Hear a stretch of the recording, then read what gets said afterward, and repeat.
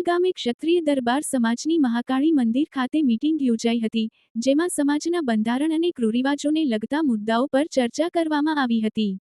ગ્રામજનો દ્વારા લગ્ન પ્રસંગ અને મરણ પ્રસંગમાં પાલન થાય તે રીતે મુદ્દાઓ રજૂ કરવામાં આવ્યા હતા।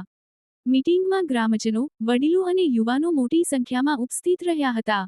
લગ્ન પ્રસંગમાં અને મરણ પ્રસંગમાં જે વ્યસનને લગતાઓ મુદ્દાઓ ઉપર ભાર મૂકવામાં આવ્યો હતો અને સમાજમાં જે બિનજરૂરી છે તે મુદ્દાઓ વિશે ચર્ચાઓ કરવામાં આવી હતી। ગ્રામજનો દ્વારા બંધારણને દરેક ગ્રામજનોએ વધાવી લીધું હતું અને સમાજમાં ચાલી રહેલા કુરિવાજો બંધ કરવાની અને તેને લગતું બંધારણ બનાવવામાં આવ્યું હતું। આ બંધારણ અનુસાર લગ્ન પ્રસંગમાં અને મરણ પ્રસંગમાં થતા ખર્ચાઓમાં ઘટાડો કરવામાં આવશે અને સમાજના લોકોને આર્થિક ભારથી મુક્ત કરવામાં આવશે। આ મીટિંગમાં સમાજના લોકોએ એકબીજાને સહકાર અને સમર્થન આપવાનું વચન આપ્યું હતું અને સમાજના વિકાસ માટે સાથે મળીને કામ કરવાનું નક્કી કર્યું હતું।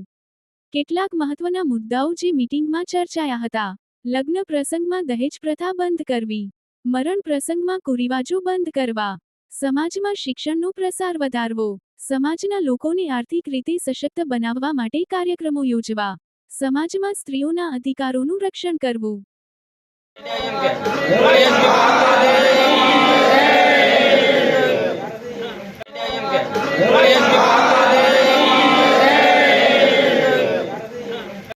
बोलिए श्री कुलदेवी महाकाली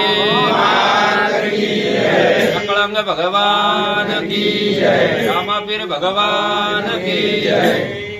भाई गाम जनाल श्रीमान जनाल दरबार परमार समाज सुधारक समाजना कुरिवाज निकालवा बाबत મળેલ મીટિંગમાં નીચે મુજબના નિયમોનું પાલન કરવું। નિયમ નંબર 1, દીકરાના વરઘોડામાં ડીજે ફટાકડા સદંતર બંધ કરેલ છે। રાત્રે ડીજે પ્રોગ્રામ બંધ કરેલ છે અને વરઘોડામાં પૈસા ઉડાડવાની પ્રથા સદંતર બંધ કરેલી છે, બરોબર। દીકરાની જાનમાં 100 માણસોએ જવું અને જાનમાં જનાર માણસોએ જુગાર તથા દારૂનું સેવન કરવું નહીં અને મરવાઈને ગમે તે ગાડીમાં બેસવું, સ્પેશિયલ ગાડીની પ્રથા બંધ કરેલી છે। ત્રીજા નંબરની અંદર દીકરાની સગાઈમાં 21 માણસોએ જવું અને સામે ચાંદલાના 2100 રૂપિયા આપવા અને કોઈ બી એક ચાંદીનો દાગીનો લઈ જવો અને કપડાં જૂના રિવાજ પ્રમાણે લઈ જવા અને જૂના રિવાજ પ્રમાણે મરવાઈએ પણ સંમત રહેવું। ચોથા નંબરની અંદર દીકરાના લગ્નમાં રાવણામાં બીડી તથા અફીણ સદંતર બંધ તથા જમણવારમાં એક મીઠાઈ સાથે 5 વસ્તુ બનાવી અને જેની શક્તિ હોય તે જ રાવણું બેસાડી શકે। પાંચમા નંબરની અંદર દીકરી બાના લગ્ન પ્રસંગે સગાઈમાં 21 મહેમાન બોલાવવા તથા સગાઈમાં એક દાગીનો મંગાવવો અને જૂના રિવાજ પ્રમાણે કપડાં લાવવા।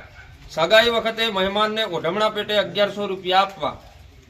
છઠ્ઠા નંબરની અંદર દીકરી બાના લગ્નમાં સામે ગામથી દાગીના 2 મંગાવવા, એક મંગળસૂત્ર, બીજા કડલા 300 ગ્રામના।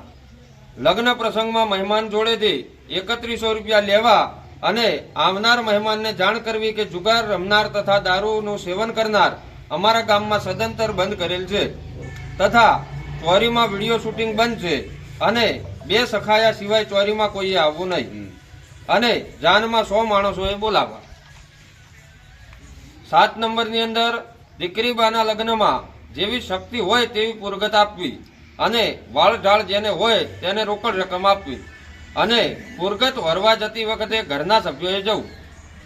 8મા નંબરની અંદર દીકરી બાના લગ્નમાં જાનને 1100 રૂપિયા ઓઢમણા પેટે આપવા અને 5 ઓઢમણા અને વરને પહેરામણી 1 જોડી કપડાં આપવા। 10મા નંબરની અંદર દીકરીને લગ્ન પછી તેડવા 5 જણે જવું। હવે મામેરાનો પ્રસંગ 11 નંબરની અંદર બેનની દીકરીના લગ્નમાં મામેરામાં બેડું તથા 11000 રૂપિયાથી 51000 રૂપિયા કરવું અને જો વધારે આપવા હોય તો બેનને ઘરે જઈને આપવા અને મામેરામાં સામે ગામ 2100 રૂપિયા ઉઢમણા પેટે આપવા અને મામેરામાં બેન જોડેથી વળતું ઉઢામણું કોઈએ લેવું નહીં। 12મા નંબરની અંદર માતાજીના પ્રસંગમાં સાઉન્ડ પ્રથા ચાલુ રાખેલી છે, બરોબર। હવે મરણ પ્રસંગ છે। પહેલા નંબરની અંદર જો કોઈ મરણ પ્રસંગ હોય અને પ્રથમ દિવસ હોય તો દીકરીઓને બોલાવી, બીજા કોઈ મહેમાનને બોલાવવા નહીં અને દીકરીઓને કહેવું કે સાજિયા પ્રથા ગામમાં બંધ કરેલી છે. મરણ પ્રસંગમાં જો 50 વર્ષથી નાની ઉંમર હોય તો આવનાર મહેમાન માટે ખીચડી કઢી બનાવવી અને ઘી સદંતર બંધ કરેલ છે. અને જો 50 થી મોટી ઉંમર હોય તો શક્તિ હોય તો 12મું કરવું અને 12મામાં શીરો અને મગ બનાવવા. છેલ્લા નંબરનો મુદ્દો છે કે બધી ક્રિયા પત્યા પછી મરણની ફૂલ તેરવવા જતી વખતે ઘરના 5 જણે જવું, કોઈને વધારે લઈ જવા નહીં.